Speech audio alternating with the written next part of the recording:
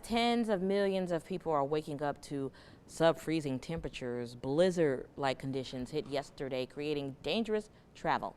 Aaron McLaughlin has more.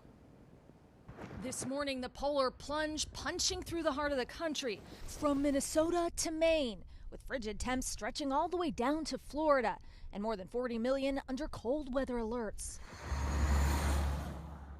The wicked weather wreaking havoc on the nation's roads. In Michigan, whiteout conditions near the Great Lakes. That sounds like there might be some injuries. And a 100-car pileup near Grand Rapids with numerous injuries after multiple tractor trailers spun out. I went off the edge. Cars forced off the road and down an embankment. Drivers stranded in potentially deadly temps. I can't open my door. Oh yeah, it's jammed down here. Folks urged to stay in their cars until school buses arrived to take them to safety. Chaos on the highways and in the skies. Thousands of delays reported at the nation's airports Monday as folks made their way home after the holiday weekend.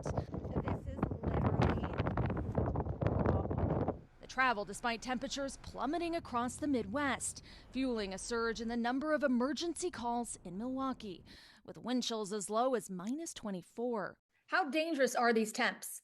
I mean, very dangerous. When we have weather like this, really minutes count. You can get frostbite in a few minutes.